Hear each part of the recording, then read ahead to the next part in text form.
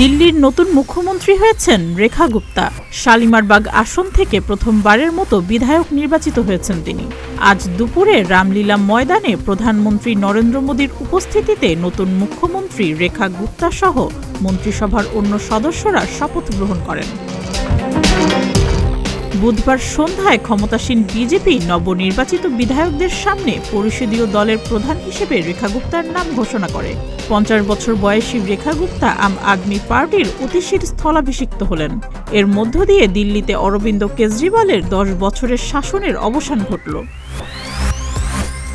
রেখা গুপ্তা ছাত্র অবস্থা থেকেই যুক্ত ছিলেন বিজেপির সঙ্গে। বিজেপির ছাত্র সংগঠন বলে পরিচিত এভিপির নেত্রীও ছিলেন তিনি।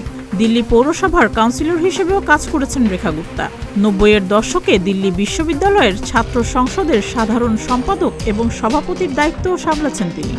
দিল্লির মুখ্যমন্ত্রী হিসেবে বেছে নেওয়ার জন্য দলের নেতাদের প্রতি কৃতজ্ঞতা জানিয়েছেন রেখা। তিনি জানিয়েছেন, দিল্লির এবং সেখানকার মানুষদের সার্বিক উন্নয়নের লক্ষ্য নিয়ে সততার সঙ্গে কাজ করবেন তিনি।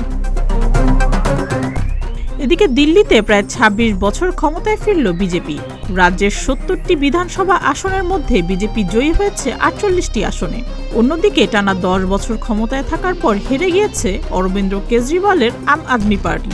তারা পেয়েছে মাত্র ২২টি আসন। এর আগে ১৯৯৮ সালে দিল্লিতে বিজেপির একমাত্র নারী মুখ্যমন্ত্রী ছিলেন সুষমা স্বরাজ। তিনি মাত্র ৫২ দিন মুখ্যমন্ত্রীর দায়িত্ব পালন করেন। এরপর কংগ্রেসের শীলা দীক্ষিত টানা ৩ মেয়াদে দিল্লির মুখ্যমন্ত্রী ছিলেন।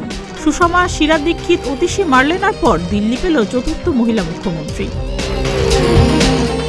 সুস্মিতা, প্রতিদিনের বাংলাদেশ।